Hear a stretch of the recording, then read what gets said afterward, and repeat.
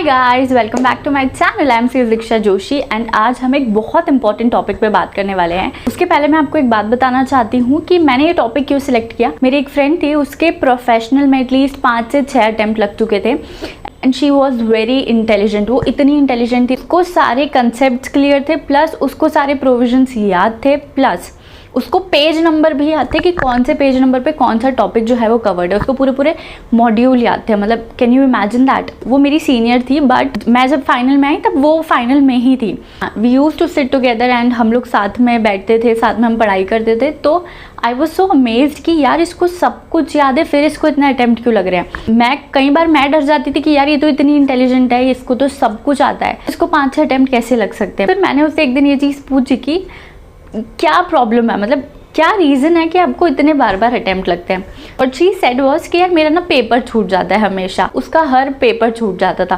Conclusion ये निकल गया है कि उसको आता सब कुछ है, उसको सारे कंसेप्ट्स भी क्लियर है, सारी चीज़ें याद भी है। एग्जामिनर आपको मार्क्स किस में से देगा, जो कि आप अटेम्प्ट करके आए हो, जितना आप अटेम्प्ट करके आए हो उसमें से ही वो आपको मार्क्स देगा। उसको नहीं पता कि आपके दिमाग में क्या क्या चीज़ें हैं, आपको सब कुछ आता है या नहीं आता है। एग्जामिनर को नहीं पता है, उसको सिर्फ वो पता है जो कि आप लिख कर आए हो कि आपको इतना पता है। तो इसलिए 100% पेपर अटेम्प्ट करके आना बहुत ज़रूरी है। अगर आपका आधा पेपर छूट गया है और अगर आप 80 मार्क्स का ही पेपर अटेम्प्ट करके आए हो तो आपको मार्क्स भी तो 80 में से ही आएंगे ना। और 20 तो आपने किया ही नहीं है, तो वो मार्क्स कैसे देगा। चलो अगर हम कुछ कर कर आते हैं तो एटलीस्ट थोड़ी चांसेस है कि मार्क्स मिल जाएंगे, बट अगर कुछ लिख कर ही नहीं आए हैं तब तो एग्जामिनर आपको चाह के भी मार्क्स नहीं दे सकता। तो यहाँ पे आती है इसकी इंपॉर्टेंस कि आपको 100% पेपर क्यों अटेम्प्ट करके आना है। तो मेरे साथ ये प्रॉब्लम कभी नहीं हुई है, मतलब अभी तक कभी नहीं हुई है कि मेरा पेपर छूटा है। एंड टचवुड, स्कूल से लेकर कॉलेज हो या फिर अभी CS की एग्ज़ाम्स हो, कभी भी मेरा पेपर नहीं छूटा। इनफैक्ट मेरा पेपर 10 मिनट पहले हो जाता था और फिर मैं बैठकर सोचती थी कि यार ये सब लोग इतना क्या लिख रहे हैं, सब लोग का पेपर छूट रहा है, मेरा तो 10 मिनट पहले हो गया, कहीं मेरा कुछ छूट तो नहीं गया, कहीं मैं कुछ गलत तो नहीं लिख कर आ गई।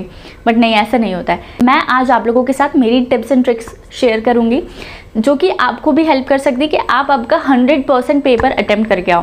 एक चीज़ को हमेशा याद रखना कि जब तक आप पूरा पेपर अटेम्प्ट करके नहीं आओगे, आपको मार्क्स पूरे में से कैसे मिलेंगे। आपको मार्क्स उतने में से ही मिलेंगे जितना आप अटेम्प्ट करके आए हो। और ये एग्जामिनेशन ऐसी है ना कि यहाँ पे आपको एक एक मार्क इंपॉर्टेंट है। आपको भी पता है कि बच्चे 1 मार्क से रुक जाते हैं, कभी 2 मार्क से, 4 मार्क से। तो यहाँ पे एक एक मार्क की बहुत वैल्यू है। जितने ज़्यादा मार्क्स आप ले सकते हो ना उतने आप लो। ऐसा मत सोचो कि एक ही तो मार्क था। एक एक मार्क से बच्चों का एग्रीगेट रुक जाता है। तो इसीलिए एक एक मार्क बहुत इंपॉर्टेंट है। You have to keep this in mind. अभी हम चलते हैं वीडियो में आगे। और वीडियो में आगे बढ़ने से पहले वीडियो को लाइक कर देना, कमेंट कर देना, और अगर आपने अभी तक चैनल को सब्सक्राइब नहीं किया है तो चैनल को आप सब्सक्राइब कर देना। तो चलते हैं वीडियो में आगे। तो सबसे पहली चीज़, जैसे ही पेपर आपके हाथ में आया, ठीक है, वहीं से आपकी जो घड़ी है वो शुरू हो जाती है। सबसे पहली गलती जो स्टूडेंट्स करते हैं वो ये करते हैं कि पेपर आया ना तो उसके बाद आप उसको धीरे धीरे आराम से देख रहे हो। भाई साहब, यहाँ पर आपको अलग से पेपर पढ़ने का टाइम नहीं दिया गया है। आपको इंक्लूसिव है सारा टाइम। आपको फटाफट से पेपर को रीड करना है। आपको फटाफट से पेपर को रीड करना है। बच्चे क्या करते हैं कि पेपर आया ना तो वहीं पे उसका आंसर भी सोचने लगते हैं कि इसका क्या था, इसका क्या था। नहीं, ऐसा नहीं करना है। What you have to do is, जो आपको एकदम एक क्विक रीडिंग करना है। आपके सोचो आपके पास 5 मिनट है और ये 5 मिनट आपका इन्वेस्टमेंट है, ठीक है। तो आपको उस 5 मिनट को ऐसे करना है कि जैसे आपका पेपर आया आपके हाथ में, तो मैं आपको एक चीज़ सजेस्ट करूंगी कि पेपर ना हमेशा पीछे से देखना शुरू करना। मतलब ये मैं तो यही चीज़ करती। कितनी बार मैं पेपर सॉल्व भी पीछे से ही करती थी। मतलब सबसे लास्ट क्वेश्चन मैं सबसे पहले करती थी और फिर पीछे पीछे वाली सीक्वेंस से मैं आगे जाती थी। तो आपको पेपर हमेशा, जैसे ही पेपर है ना, आगे देखना ही नहीं, हमको सीधे पीछे घुमा देना है। लास्ट क्वेश्चन से आप पढ़ना शुरू करोगे। और अभी इस टाइम पे आपके हाथ में होगी पेंसिल। लास्ट पेपर से क्यों पढ़ना है वो भी मैं आपको बताती हूँ, पर आपको क्या रखना है, जैसे ही आप पेपर आया पेंसिल हाथ में रखो। और वैसे तो आपके पेपर पे कुछ भी लिखना मना रहता है, बट आप एक बहुत छोटा छोटा मार्क कर सकते हो जो कि आपको समझ आए कि आपने मार्क किया है। बहुत ही छोटा सा, सिर्फ आपके इंडिकेशन के लिए होगा वो। आपको क्वेश्चन कैसे रीड करना है कि जैसे क्वेश्चन है, जो भी क्वेश्चन है आपने उसको रीड किया, फटाफट से रीड किया। आपको सिर्फ ये चीज़ समझना है कि क्वेश्चन है कौन से टॉपिक का।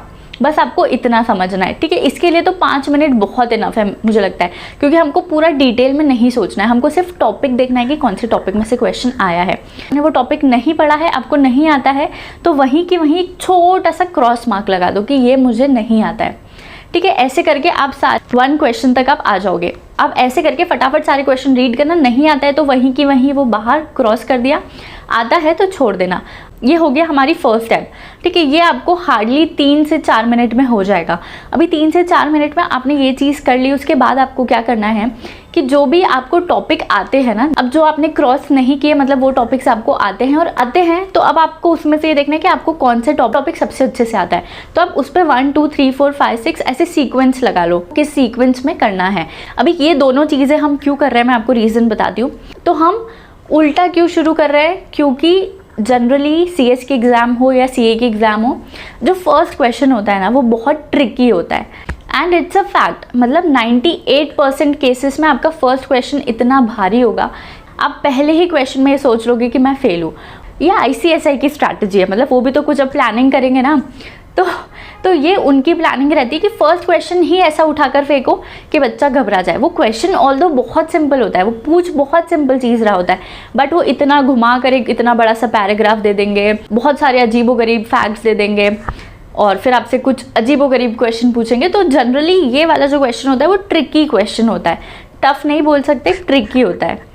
तो इसीलिए आप उसको देखो ही मत, क्योंकि अगर आपने पहला ही क्वेश्चन उठा के वो पढ़ने लगे, एक तो आपको पढ़ने में भी बहुत टाइम जाएगा, प्लस आपका मोरल जो है वो पूरा डाउन हो जाएगा कि मैं तो फेल हूँ। इसीलिए पेपर पढ़ना हमेशा लास्ट से शुरू करो, लास्ट क्वेश्चन से शुरू करो, फिर आगे आओ। तब तक आपको बहुत सारी चीज़ें पता चल जाएगी कि मुझे काफ़ी कुछ आता है। Got it. हमने छोटी सी मार्किंग क्यों की है 1 2 3 4 और क्रॉस की, क्योंकि क्रॉस हमने इसलिए किया है कि हमको उस पर ध्यान देना ही नहीं है, वो टॉपिक हमने पढ़ा ही नहीं है, तो वो तो मैथ्स से ऐसे ही बाहर हो गए। अब जो हमें आते हैं उसमें हमने 1 2 3 4 क्यों लिखा, क्योंकि हम जब भी प्रेजेंट करेंगे तो हमको शुरू के 1-2 क्वेश्चन तो यार थोड़े अच्छे लिखने चाहिए। तो जो हमको सबसे अच्छे से आता है वो हमने इसीलिए हमने क्या किया, सीक्वेंस डाली। जो हमको सबसे अच्छे से हमारा टॉपिक है वो हम सबसे पहले कर लेंगे उठा के। तो इससे क्या होगा कि आपका शुरू के 2-3 क्वेश्चन आप बहुत अच्छे से अटेम्प्ट कर पाओगे। ये जो 5-6 मिनट की एक्टिविटी थी, तो इससे क्या हो गया कि आपका बहुत सारी चीज़ें सॉर्ट हो गई कि आपको क्या अटेम्प्ट करना है, क्या नहीं करना है, कैसे करना है, आपको ये चीज़ क्लियर होगी। क्योंकि व्हाट हैपन इज कि आधे पेपर में जाके आप ये सोचते हो अब कौन सा क्वेश्चन करो, फिर आप एक एक क्वेश्चन को पढ़ रहे हो बैठ के पूरा, तो बहुत टाइम वेस्ट होता है। अभी ये चीज़ हो गई, अब आपको क्या करना है, लिखना शुरू करना है। जैसे ही आपने लिखना शुरू किया ना, तो आपको एक चीज़ बिल्कुल याद रखनी है कि आपको शुरू से लेके आखिरी तक एक जैसी स्पीड को मेंटेन करना है। आपने हमेशा ये चीज़ नोटिस की होगी कि आखिरी के 1 घंटे में हमारी स्पीड बहुत तेज़ होती है, बहुत फास्ट होती है, और शुरुआत में हम बहुत स्लो लिखते हैं। तो ये चीज़ नहीं करनी है। तो मैं क्या करती थी, मतलब मैं ऐसा सोचती थी कि यार लास्ट में हम इतना जल्दी लिख रहे हैं कि उसको कुछ समझ ही नहीं आएगा, शुरुआत में हम इतनी धीरे लिख रहे हैं, तो क्यों ना हम एक मीडियम एक स्पीड को मेंटेन करें जो कि शुरू से आखिरी तक हो, सारे हमारे आंसर्स एक जैसे दिखे। तो आपको एक मीडियम स्पीड को मेंटेन करके रखना है। सोचने का टाइम नहीं होता है, आपको तुरंत चीज़ें शुरू करनी है और लिखना शुरू करना है। सोचने अगर आप बैठे ना, तब तो आप सोचते रह जाओगे, क्योंकि कोई आंसर परफेक्ट नहीं होता है। अगर आप सोचोगे ना मैं ऐसे लिखूँ, ये लिखूँ, पहले क्या लिखूँ, बाद में क्या लिखूँ, नहीं। आपको जैसे ही क्वेश्चन देखा, आपने पढ़ा, आपको समझ आया कौन से टॉपिक में से क्या पूछ रहा है, आपको वहीं लिखना शुरू कर देना है। आपको बैठ के पहले फ्रेम नहीं करना है। आपको 6 घंटे नहीं दिए जा रहे कि 3 घंटे आप आंसर्स फ्रेम करो और 3 घंटे में आप लिखो। आपके पास 3 घंटे, उसमें आपको सब कुछ करना है। तो आपको बहुत ही क्विकली रिएक्ट करना पड़ेगा आंसर्स के लिए। तो जैसे ही क्वेश्चन पढ़ा, पता चल गया ये पूछ रहा है, आंसर लिखना शुरू। अभी आंसर लिखते लिखते आपको ऑटोमेटिकली आ जाएगा और क्या क्या पॉइंट्स लिखना है, क्या क्या नहीं लिखना है। अभी हमारी सीक्वेंस कैसी होती है कि हमने जो 1 2 3 4 मार्किंग की थी ना, तो हमारे मतलब जो हमको आता है वो तो पहले ही हो गया। अब लास्ट में ऐसा होगा, कुछ क्वेश्चंस आपको थोड़ा पता होगा और कुछ क्वेश्चन बिल्कुल नहीं पता होगा जो कि रह गए। तो अभी आपको वो करना है जो थोड़ा आपको पता है, उनके बारे में आपको जितना भी आपको आ रहा है ना उतना आप लिख कर आओ, और उसके बाद में आप वो उठाओ जो कि आपको बिल्कुल नहीं आते, जो कि आपको बिल्कुल भी नहीं बन रहे हैं। उन क्वेश्चंस में आपको क्या करना है कि कोई अगर ऐसा क्वेश्चन है जो कि आपको बिल्कुल पता ही नहीं है क्या पूछा है उसने, तो आप उस क्वेश्चन पे थोड़ा सा पॉज हो जाओ। यहाँ पे आपको आपकी स्पीड को थोड़ा स्लो करना है।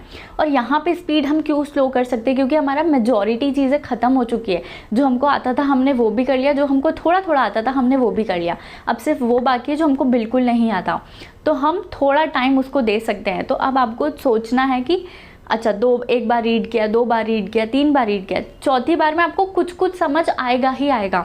कि यार कुछ इस तरीके की बात ये बोल रहा है, तो वो किस तरीके की बात बोल रहा है ना, वहाँ पे जाओ कि वो कौन सा टॉपिक है, तो वो टॉपिक के बारे में लिख के आओ, पर लिख कर आना है, कुछ भी छोड़ना नहीं है। तो ये सारी चीज़ें आपको फॉलो करनी है। सबसे पहली चीज़, पीछे से पेपर शुरू करना है। सेकेंड चीज़, आपको पेपर पे थोड़ी छोटी छोटी मार्किंग कर लेनी है, किसी को दिखना नहीं चाहिए कि आपने मार्किंग की है, बहुत छोटा छोटा मार्क कर लेना। तीसरी चीज़, आप एक सीक्वेंस लिख लो 1 2 3 4, और आपको रीडिंग कैसे करनी है, सिर्फ टॉपिक पता होना चाहिए कि कौन से टॉपिक में से क्वेश्चन है।